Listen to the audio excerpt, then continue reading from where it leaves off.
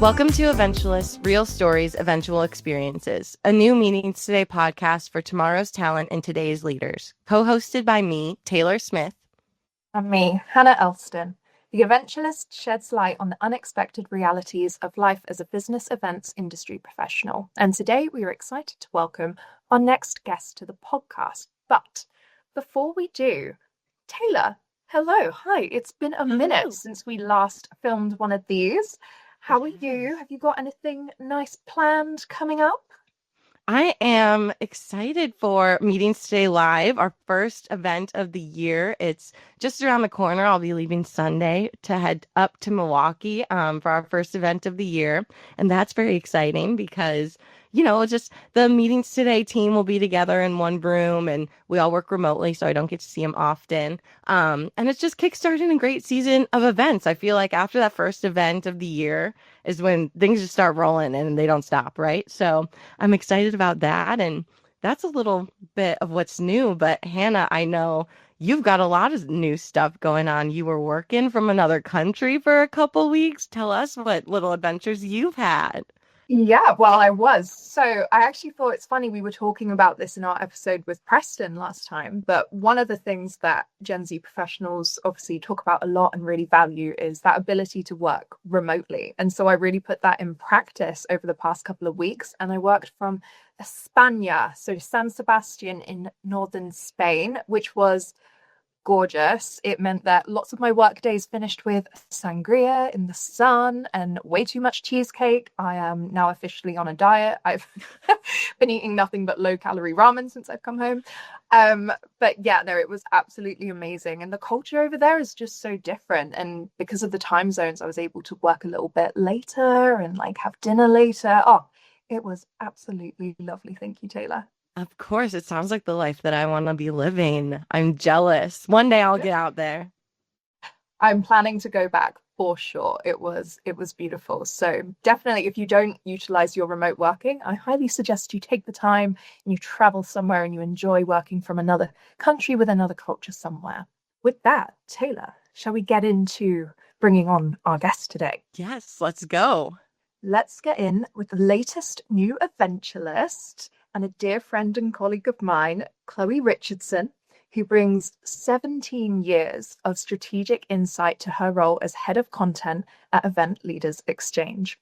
As both a guiding force behind ELX's member-focused content strategy and the founder of Empowered by Chloe, she brings passion, purpose, and precision to the world of event impact and communication. Chloe and I actually met almost 3 years ago to the day, I've realized, because we met at Gatwick Airport on our way to IMEX Frankfurt back in 2023, which is already coming around the corner.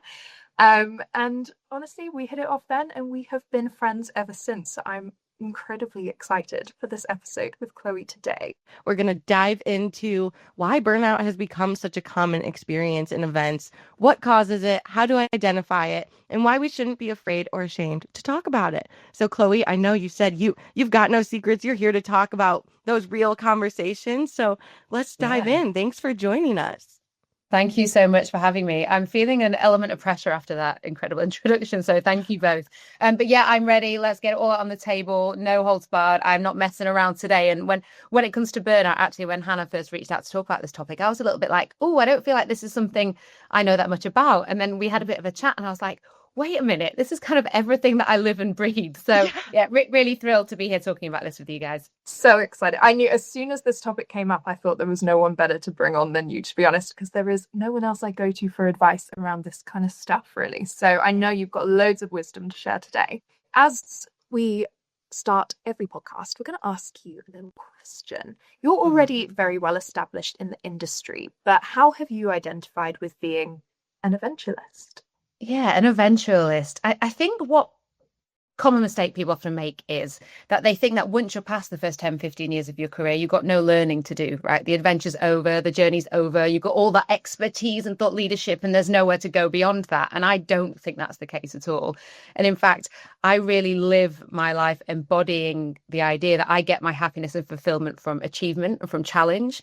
And in order to constantly be challenged, you constantly need to be driving towards new heights and having new experiences.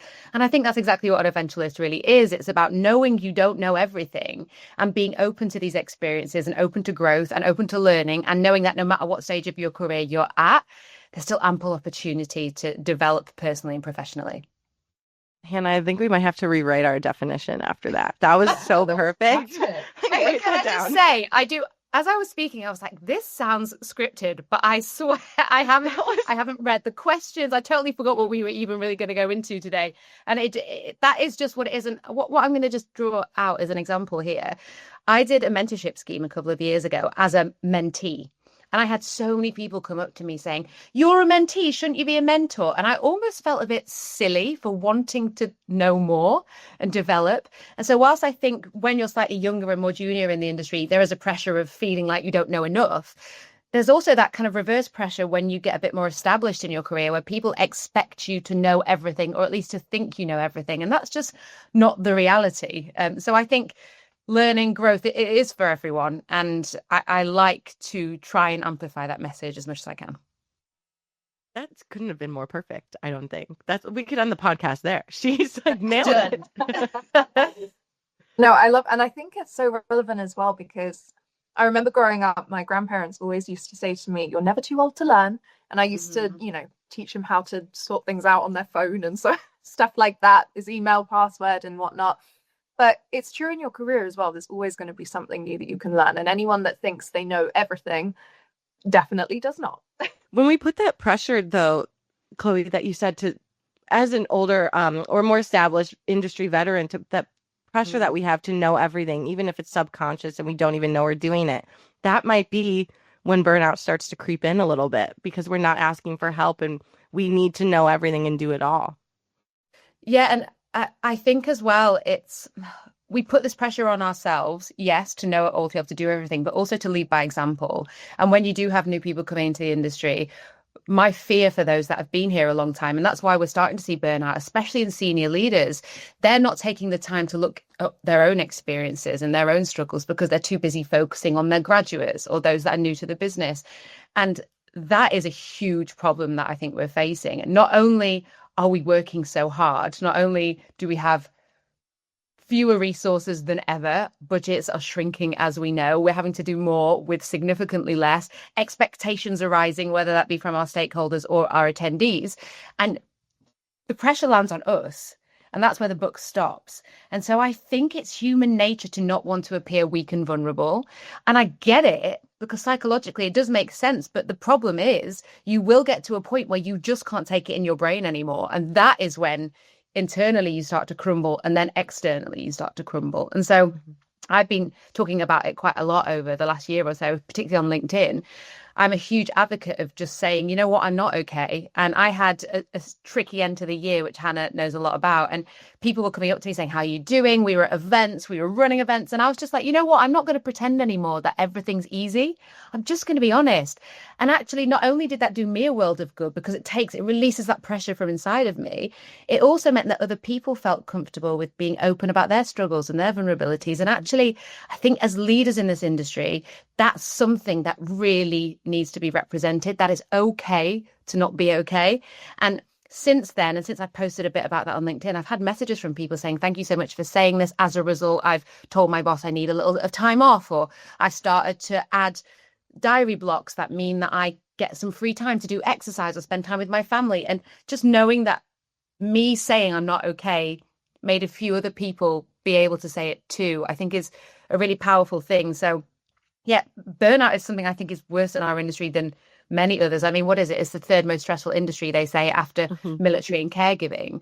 And I'm not surprised, because it's not just the fact that we're working hard. Hours are irregular. We travel a lot. We have a lot of pressure. We're constantly surrounded by people. So we can't let that mask crack. And so you're constantly having to play this role whilst also being strategic and practical and intelligent. And that's a lot to cram into one human body. It's exhausting is what that is. Yeah. For sure. I mean, even talking about it is exhausting, isn't it? Yeah. Yeah, I was just saying that. Like, it makes me exhausted hearing it all spelled out like that. But it's so true. And it ties into something else that I really wanted to ask you, because Yeah. as someone who's on stage so much of the time, as an MC or a speaker or a moderator, you have to show up with energy and with a smile on your face, no matter what's going on behind the scenes. Yeah. So how do you do that while also still protecting your own well-being? I know you mentioned there that, you tell people maybe to the side that, you know what, I'm not going to lie about this. I'm actually not okay. But just on the day to day, like, how do you balance that? How do you protect yourself? So I am really big on prioritization. So I have my own kind of internal priorities. And I say to myself, first of all, as you know, Hannah, when I'm on work and on the job, I don't drink. I get early nights. Sleep is a huge thing for me. I try and get 10 hours a night, which everyone finds hilarious. But actually, I'm doing really well at the moment. So I'm celebrating that. But it's not only that, I kind of have three check boxes. And I ask myself, is the thing I'm about to do going to either fulfill me mentally? Is it fun? Or is it good for my health? And if it doesn't tick any of those boxes, then I'm not doing it. So if, for example, we go to an event and there's an offsite party in the evening, and I realize actually all that's going to make me do is feel like crap tomorrow, it's going to make me more stressed, it's not going to do good for my body, and I'm not going to be able to wake up early and do a quick run before I go on stage, which is one thing I like to do, then I'm not doing it. And so I kind of have these rules that I set myself. And a lot of people ask me, like, how do you not go to these things, and how do you like remove yourself from these environments? And it's really easy, because when I'm torn, I have to ask myself, is this night out going to make me better at my job, or is it going to make me happier long term, or is getting that sleep more important? And when you ask yourself that question, the answer comes pretty quickly. And sometimes going on the night out might be the answer, because we do need to have fun, and that's why that part's important. But it's being able to say, if it doesn't tick any of those boxes, I'm not doing it. And that I find really helps when I'm emceeing, because you cannot have a minute where your brain tunes out when you're on stage. And I mean, you both do this, you know what it's like when you're interviewing people. You have to be listening to their answers, you have to be formulating responses of your own, you have to tie in themes and pull out trends, you have to be engaged. So this is why it is so important for us to be able to take our own piece seriously as well. How do you kind of allow yourself to take your own piece? And I guess for me, one of the biggest challenges I face is I feel obligated. I feel like I have to go. I feel like there's, this pressure, like I don't have a choice. And I think I put a lot of that pressure on me as a young professional, where if I'm not in the room, I'm missing out. But I'm also someone, Chloe, who needs her sleep. If I don't get my sleep, I wake up and I am not nice the next day. So I know I'm not going to be happy on that trade show floor if I go to Rendezvous, but I have to go to Rendezvous. So what is your advice, I guess, for putting yourself first when you feel like you're putting your profession second, I guess? Well, it's asking yourself that question again.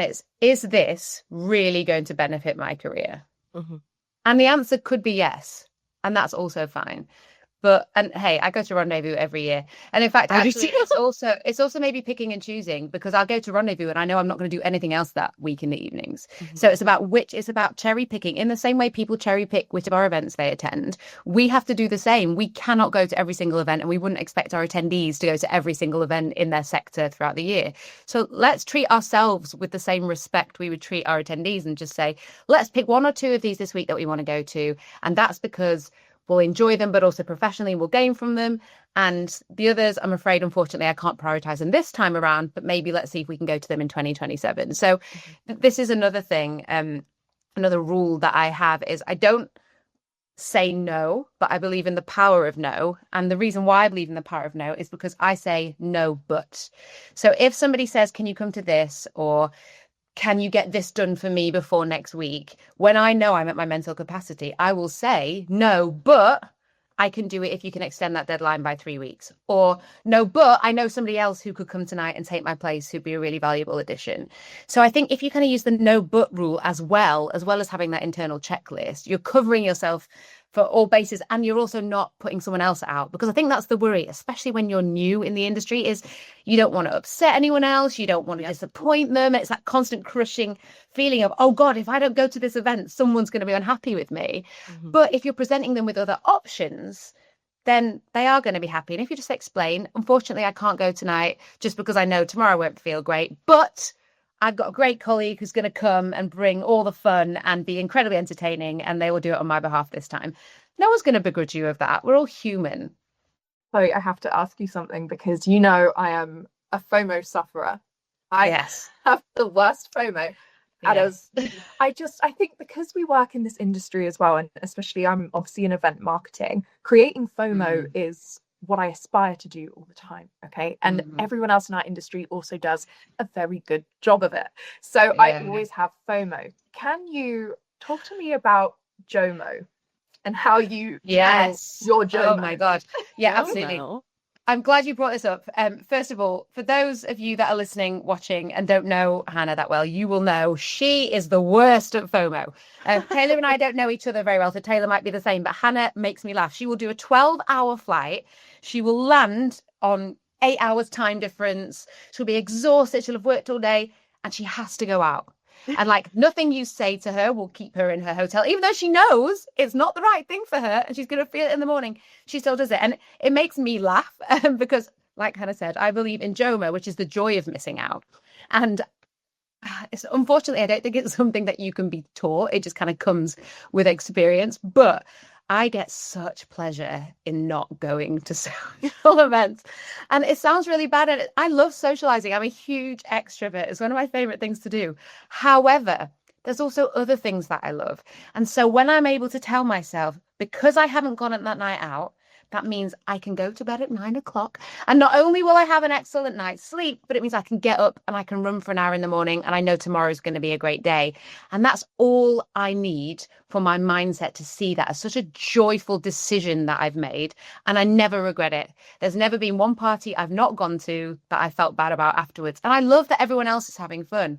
But I know that there are other things that are important to me that I can't do if I go on that night out. And so it's kind of a balancing act. And I guess it's sacrificing one thing for the benefit of the other. And I think the secret maybe is just shifting that mindset for it not to be, oh God, I'm missing out on all the fun, but to be, as a result of this, I'm going to be able to do my face mask tonight. I'm going to be able to listen to my podcast. I'll get to read my book, all the other things that also bring me joy. And I'm able to do because I'm not going. So yay for me. And I'm going to stay in bed for 12 hours. That is that's joy to me, staying in bed for 12 hours with a face mask on. Chloe, I'm like you. When I land, I'm like, get me to my hotel room. I need to decompress. I need a shower. I can't go straight from the plane out. Like, Hannah, maybe you need to like sprinkle a little bit of your magic FOMO pixie dust on me. I don't know if it's necessarily a good thing. I mean, Chloe is not wrong. I will literally land in Vegas, go straight to the bar after I drop off my bags. And I believe last time we were there, I stayed up until like midnight on the first night, which in UK but then time Taylor, would be 8 in the morning. She'll be texting me going, I'm so exhausted. I can't see. I've gone blind. I don't want to be here. Why am I out? And I'm like, go to bed. But Hannah's got a crippling fear of missing out. And I do get it to an extent. And when it is all glitzy and new, but I would just say there's loads of other things, Hannah, that I know you love and get joy from. So just next time, I challenge you, give it a go. Tell yourself I'm not going to go. Tell everyone else early, because that's another thing. I'm really honest about this. I don't pretend. I'm not one of the people who goes, oh, I'll see how I feel. I'm like, no, I'm not won't coming. be there. Have a great time. I won't be there. But that also helps too, because you disappoint people more the later you leave the rejection. And so if you just get out the door early, I'm not going to come. I love what you're doing. I'm not going to be there. It just takes that pressure off everybody. And then you know what, you might change your mind. And then everyone's even more happy because you've under-promised and over-delivered. So there's a win-win. I know exactly, obviously, what you're like when you're like, I'm just like, nope, I'm not going to do it. And it actually makes us so happy on the times when you do come as well. It's like an extra special surprise. I'm like, oh, yes, Chloe's out tonight. Whereas with me, it's like, I feel like I've created an expectation for myself to always be one of the last people standing. So you have, I guess, set your boundary so well from the beginning, which is fantastic. But it does come with a negative, because I now have the reputation amongst some people, and I have been called boring on numerous occasions, particularly by men in the industry. They're like, oh, you're so boring. I'm like, yeah, cool. Because tomorrow you're going to spend 4 hours on your laptop answering emails, and I'm going to spend it on the stage interviewing our senior leaders for our ELX event. So yes, you might find it boring, but I don't care, because we're different people. We have different priorities, and that's up to you. Like, I don't judge you for going out every night. And I don't. Like, I celebrate whatever people want to do, but also and this again, I think, is part of the burnout problem, is that because it's still seen as taboo, it's still seen as, I wear the badge of honor because I don't sleep. Like, we are still in the process of shifting that mentality and that perspective. And I'm hoping that the more of us that are honest and say we need sleep, that's okay, then more people will feel comfortable being able to say no to these things that aren't actually part of their job. That ties into another question we had, which was along the lines of, burnout it's not, exclusive to the meetings industry, but it's so common. It's something that we all kind of feel and just quietly accept as normal. And some, like, oh, you're not going out tonight. Like, you are boring. You're supposed to be burned out. You're supposed to be working yourself ragged all those hours. Yeah. Why do you think that is? Why do we do that in this industry? So I believe, and I briefly mentioned it earlier, we're not good at bragging about how good we are, whether that be as individuals or teams or even an events function. And we see that across various different elements of the industry. So one thing I talk a lot about on stage is event measurement, is how we need to be better at justifying event spend and at measuring and demonstrating the impact and value that the events function brings, because we're constantly competing with digital marketing channels or socials, and they have analytics at the click of a finger, right? And we say things like, oh, there was a buzz, or, oh, I saw loads of people today and the energy in the room was great. But for a CFO or somebody managing budgets, that isn't going to stand. And particularly post-COVID, when a lot of events were pulled and a lot of budgets were redistributed, we find ourselves in the position where if we don't find a way to prove the impact our events function makes on business outcomes very specifically, then we're going to start losing budget, and we're going to start seeing that being pumped in elsewhere, and we're going to start losing colleagues. We're going to start losing events that we used to do on a regular basis. And that's a huge industry problem, right? Speaking the language of the business to demonstrate impact is something that so many people are struggling with at the moment. And we're seeing people getting laid off. We're seeing, again, budgets being sliced. We're seeing events being dropped. But not only that, it's kind of filtered down. So when I was talking to a few people recently about how they incentivize their teams, their event teams specifically, it's never really done on actual KPIs that link back to the event production. It's done on things like, how many leads did we get on site at this trade show, or how many sales converted 18 months down the pipeline. What does that have to do with the event coordinator, whether the sales team actually converted those leads or not? Nothing. But we've got so complacent in proving our impact in a way that the business understands that as individuals, we don't collect the data on ourselves either. And we work so many hours a day. We're countlessly on flights. We have no social life with our friends and family because we're always working. And yet we aren't bragging about it enough. And so I think that's the main problem. We've almost created this environment ourselves by not being good at bragging about what we do. And if we don't prove our value, we don't get the budget or the headcount, and suddenly one person in the events function is doing the job of 3 or 4 or 5 or even 10 people, because we haven't proven enough that what we do is important and we need the extra resources. So that's another part. I think the fact we are seeing a lot of, you see it on LinkedIn every day, event professionals, senior ones all the way down to kind of junior entry level, losing their roles, being made redundant, event teams being cut in half or even worse in some cases. And it's because the business doesn't believe in us. And so that natural byproduct is we're even more burnt out because we're having to pick up the work that now there's no one else to do, right? And so it's thankless because no one's thanking you to do it. Right. And because they don't know what we're doing because we're not explaining it well enough. And I really want to stress, it's not because we're not good at our jobs. I think I would say to anyone in any industry, if you want someone that's going to work hard and be intelligent and be able to fight fires, hire an events professional. I don't care whether it's in technology, pharmaceutical, manufacturing, retail. I believe that event industry folk are the hardest working in the world, genuinely. Again, we're not good at talking about how good we are. And that's something that I think if we can master, we'll start to see a drop in burnout, because not only will we have more resources to take on the work, but we'll also have people that appreciate us, pay us more. We'll have more work-life balance, we hope. Who knows? But yeah, I think, sorry, that was a really long answer to your question, Taylor. But No, it was the perfect answer. It's what we're looking for. Absolutely. And I think, Chloe, what you touched really well on there is our responsibility as individuals to, combat burnout, why it's happening to us, how we can hold ourselves accountable in a way that goes, actually, we need to do better, not just for us, but for our teams and for the industry as a whole, right?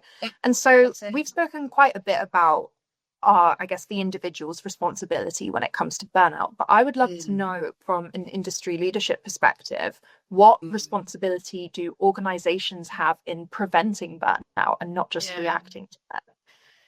So I think there's a couple of things, and I'm just thinking off the cuff here, but the first thing that came to mind when you just said that was, I feel organizations have a huge responsibility to play in leading by example, particularly when it comes to time off, working hours. It is a responsibility of the organization to really hammer home as soon as an employee joins, when you are on holiday, you put your out of office on. And it's important that the organization does not contact that person when they're out of office, unless it's an absolute emergency. It's important that businesses have really clear handover processes for when someone does go away. And Hannah, you're really great at that. You put everything down on a piece of paper and you send it to all of us and you say, if you need anything whilst I'm away, here's your Bible. Consult this.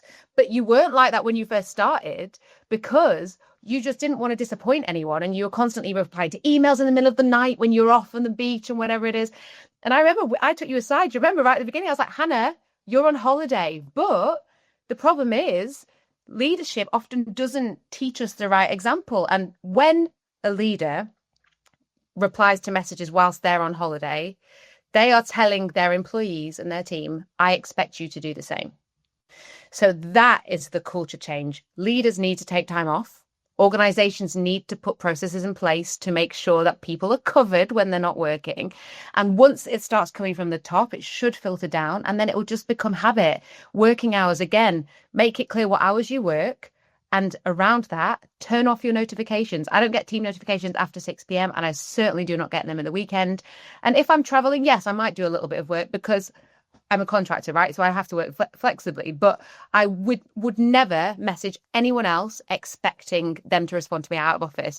And I've started to see people have put in their signatures. I don't know if you guys have seen this, where they say, I'm replying to you because these are my working hours, but I don't expect you to reply to me until your working hours. And just little things like that in company signatures can make all the difference, because these are tiny tweaks. And we're giving people paid time off. We want them to enjoy their time off. We want them to love working for us. So we need to honor those boundaries and set them ourselves as leaders, so that our teams, particularly our younger, newer members who are grappling with how to work in a kind of full-time corporate environment, it's important that we show them rather than tell them how we want them to act.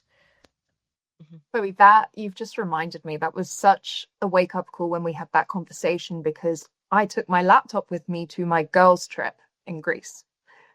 And I would wake up early in the morning and be on my laptop from the villa.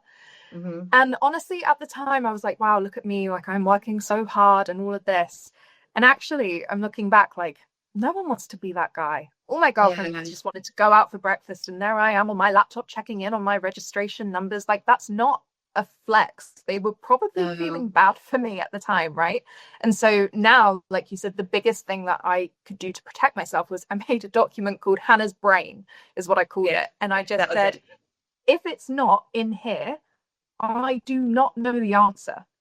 So you have to think about who else you could ask, because I don't know it.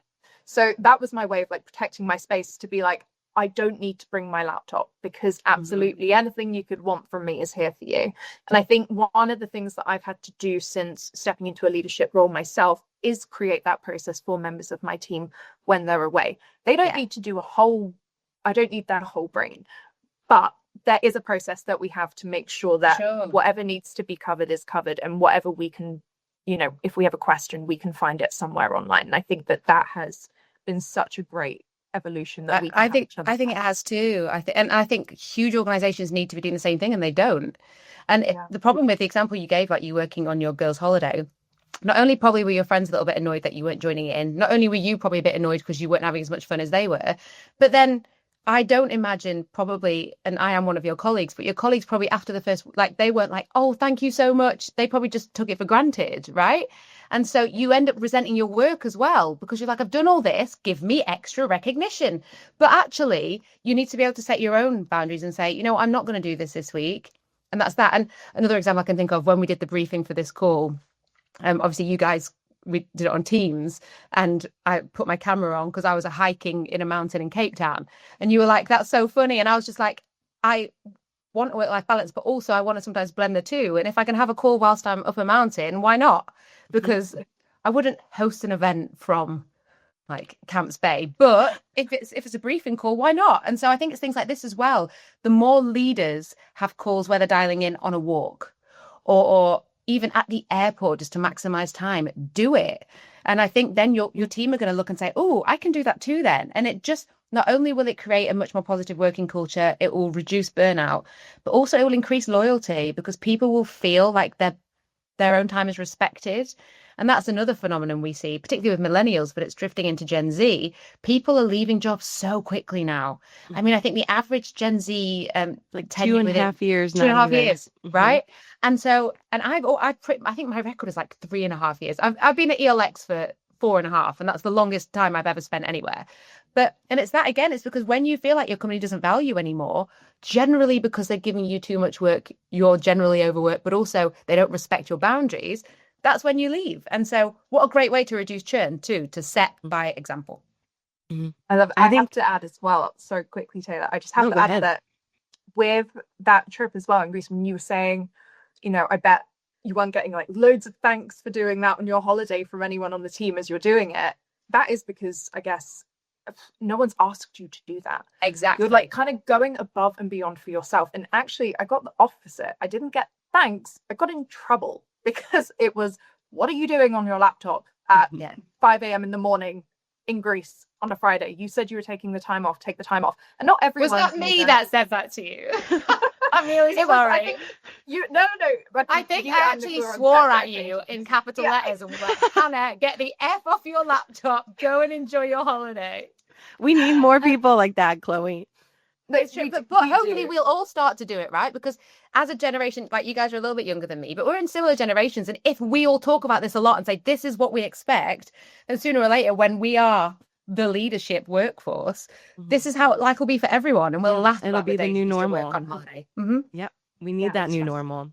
And I think for like Hannah and Chloe listening to these conversations and the dynamic between the two of you, I'm so happy, Hannah, that you have Chloe to like drill this into you, to be like, sign off, go use your PTO, because, you know, like Chloe said, if we don't set those examples and tell young professionals that it's okay to set these boundaries, they might not even know where to start. And for someone just entering the events industry, Chloe, what boundaries do you wish you had learned to set earlier that anyone listening today, maybe if they don't have that mentor who, like Hannah had you, they could take this podcast and go set that boundary and make it even a small change tomorrow?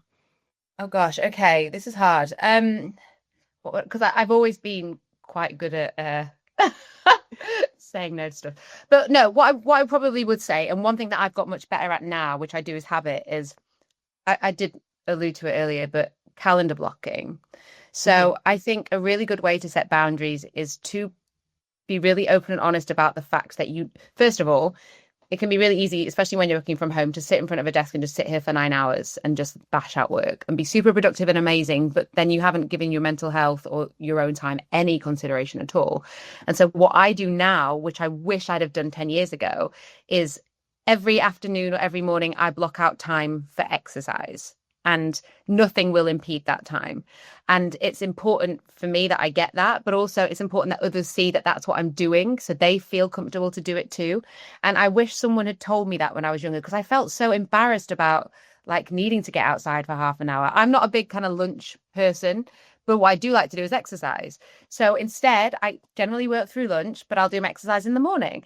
And that's like, I wish I knew that there was an element of flexibility. And as long as the work was done, you don't need to kill yourself in order to do it. And you should never sacrifice what's important for your own mental health for a business, because at the end of the day, we're all replaceable. Whereas we are our own humans and we can't replace ourselves, right? So I think that's important, and that's that flexibility in knowing that you can be open and honest. Because back when I started to work was like, I got my first full-time job in events in 2012, and no way would anyone have dared to admit that they were going for a walk for half an hour, which is crazy to me now. So that's probably the one thing that I would love to tell old me. You can do that. And you can still be successful, and you don't have to pretend that you're living and breathing your life, your work always, because that's not realistic. And it actually makes you a better professional when you do have that balance. And it also like makes life much richer and fulfilling. So yeah, but hopefully somebody listening will pick that up and start doing their own kind of own time calendar blocks. But also I do it even in my social time too. So I don't want to spend all of my weekend just being out and about with friends and family. Love them all, but I still need to have my own time then as well. So I've really made that a habit, which is quite a good one. Chloe, my question for you after hearing that is, I think there are some newer professionals that want to feel confident enough to do that and block in their calendar, I'm going to Pilates this morning, or I'm doing this, or I'm doing that. But there's this fear of being labeled as not committed, or being difficult, or, prioritizing yourself and not your work. Some people, unfortunately, don't have a really supportive leadership, maybe the way that we do, and they have those fears. So how can young professionals advocate for themselves without having that fear of being labeled based on that? So it's probably this answer is probably twofold.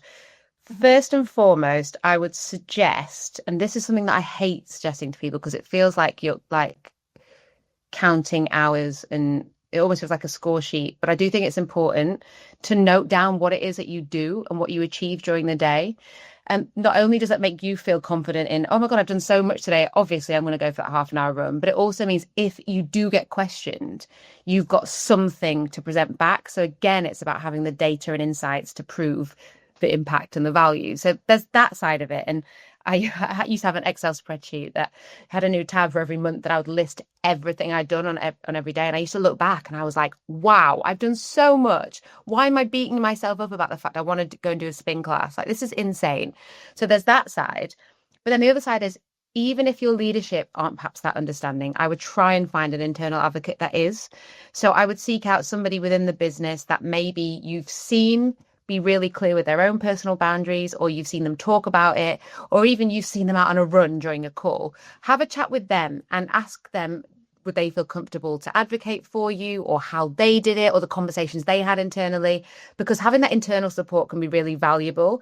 And you'll probably find that it's not as difficult as you think it is, but speaking to someone else and getting that validation can be really important. Sometimes all we need is that reminder that we're not alone.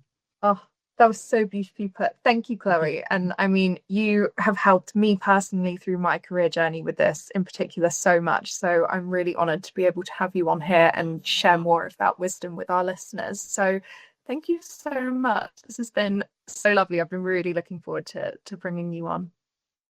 No, thank you. It's been a pleasure. And Taylor, it's been so lovely to get to speak to you more. You too. Hannah talks about you all the time. So, it's a pleasure. And you know what?